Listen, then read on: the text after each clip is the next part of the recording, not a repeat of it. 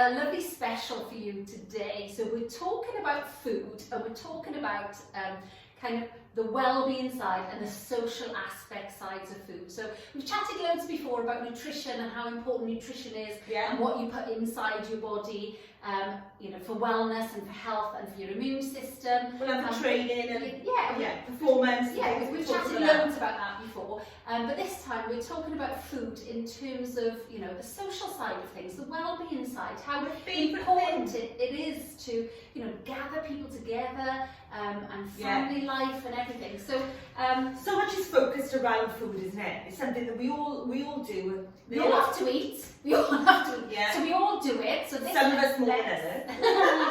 This affects everybody. And I think, well, we were chatting this week about, you know, spring has come, the weather's changing, everyone's getting out in their gardens now, everyone's starting to, you know, plant their fruits, maybe their fruits, but their veggies. My dad did inform me it's time to buy seeds now, Lev. I'm like, go on then, crack on with that, then put them in, then tell me what to do. Yeah, but it, you know, I think having that interaction with food from the start, you know, you're seeing it grow, you're planting it, you're watching it grow, you're nurturing it, you're watering it. Yeah. And if you've got, you know, either children or grandchildren, they love it too. They do it in school. I remember my kids doing it in school, and even bringing things home, and the interest that was there, you know.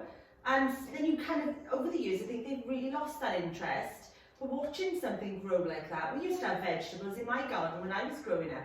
And I was there from the time we planted the potato seeds and until we dug them up, and then they were on the table, and it's to see them go from nothing, so all of a sudden you're eating it. Well, there's some pride in them as well. Huge pride. Yeah. And excitement. And they taste better too. Oh, absolutely. So we, last year, we haven't really got much of a garden, but we put a load of stuff in different pots, just plastic pots. You can do it that way. Yeah. So even if it's just a few herbs, or we have like quite a lot of herbs and quite a lot of like different salad leaves and stuff, and the kids loved it because they could see it grow, and then they could see, oh, it's on my plate now. You know, you just cut it and it's on your plate within a minute. It's the way to go, I think, because you know exactly what's gone into it.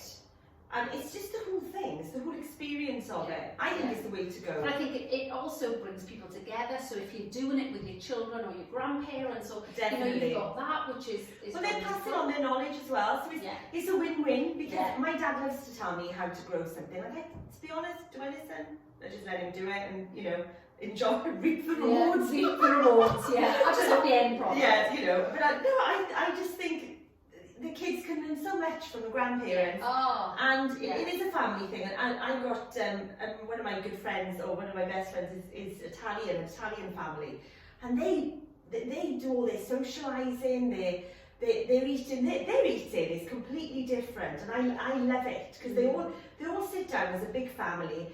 Everyone's loud and talking over each other, and they've all made something and brought it all together. A lot of them grow their own as well, and you know, it's just a real social, lovely thing. I think, you know, we do. There, like you said, it's lots of people all together, which, you know, we can't really have right now. But I mean, we as a family, we always eat together. We always have that family meal. Yeah, we do as well. And we really try and get the kids involved from, you know, cooking, get involved in the cooking. Reese is cooking. Oh, Reese is amazing. I mean, this is awesome. I can't get my son or daughter to do this. And how old is he? He's 10. So he was 9 last year. I want to say that because he was just so young, and he embraces cooking, and he loves it so much. So he started with just basic pancakes at the start of lockdown last year, and now within a year he's cooking beef Wellington. He's there with his cookbooks, and he's like, oh, I want to give that a go, and he can just knock up anything. So we had on the weekend. Watch this space. He's definitely a chef. But on the weekend we had steak. We treated ourselves to steak from the local butcher. And he's like, oh, have we got a sauce with that? I was like, well, not really, but you know, we got some ketchup. Oh, that's going to ruin the steak. I'm not having ketchup on my steak. So he just knocks up like a garlic, mushroom and cream sauce. Did he? From scratch. He had no recipe, nothing. Oh, I'll just knock up a sauce. And off he went and just did it. And I'm like, I love it. I'm so proud. So even though the last year they haven't been in school very much, they're way behind on their learning or whatever. Actually, when Reese has got out to this last year, he can now cook, and he can. And he's 10. And he's 10, and it's amazing. So I've got an 18-year-old, well, nearly 18, and she won't cook her own food. I mean, that's amazing. Amazing. I mean, these are skills they're life skills. Yeah. You know, so it's so important to get people involved, but also it's the socialising, it's the bonding, it's the, you know, it's from a well-being point of view, it does so much. Massive from that side of things, massive, I think. And I even, like for me, cooking itself, like sometimes I will go in the kitchen on my own and be cooking, I'll have my music blaring, and I'm like dancing along and whatever. And that is me kind of my mindfulness. Lovely. It's, you know, you're being creative, you're kind of, because you're focusing on it, you're mindful, so your mind isn't distracted with all the other stuff. If you can see it as that and use it like that, because the problem is that we're all just in a rush, and you know, that quick, like I cook out of necessity rather than out of really enjoying it. But then, like you, on the weekend, I will put the music up and I'm in my element cooking. Yeah. But usually it's, I walk through the door and the kids are like, oh, we're starving, you know, I mean, it's necessity then. Yeah. So if we could all try and be a bit more mindful when cooking, it's such a nice experience. I love it. Yeah, and getting everybody involved, you know? Yeah. Getting everybody involved. But I think it's hard with our sort of lifestyles. I mean, we've had to take a step back, which I think has been really beneficial for all of us. Yeah. Because normally we're just rushing around from this to this. Oh, I think it's we've got to eat quick because we've got football or dance. Oh, yeah. You know, so whatever activities are constantly going on with the kids. Yeah, we have to go via McDonald's drive-through because that's the only way you're eating, because I've got to get you from here to here because you've got another activity or another thing that you're going to be doing, you know? So I do think, you know, taking a step back and having just a slower pace of life allows you to do all of this stuff. Yeah. You know, that's certainly something that I want to take forward. And the whole grow, you know, if you can manage that, if you can manage the growing, the nurturing, then the preparation, and then, you know, reap the rewards and the eating, I mean, job done, isn't it? Yeah. I mean, that's lovely, but it is hard, and I understand that it is. A lot of people will struggle to do that, but if you can. But we're in an environment now where we can get access to anything online.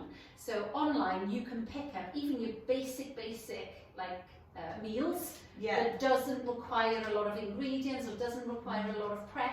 There's meals that can be done in like 10 minutes, 15 minutes. Yeah. You know, you can bung everything together in a slow cooker and let it cook throughout the day. So there's so much that we can do, but I think it's just, you know, maybe dipping your toe. If you're not really doing that yet, and maybe you're a little bit scared of that, just baby steps. Just try one thing at a time, and maybe try and get other family members involved, because it is, I think, from a well-being, I think I agree with you. All of that is overlooked a little bit. Massively. You know, we focus maybe on what we're eating, but not how, where it's come from, and how we're prepping it, and you know, and there's loads of joy in that. Loads of joy. Yeah, I was just going to say it's really enjoyable. Yeah. So we're all about the joy, you know us. We're all about the joy.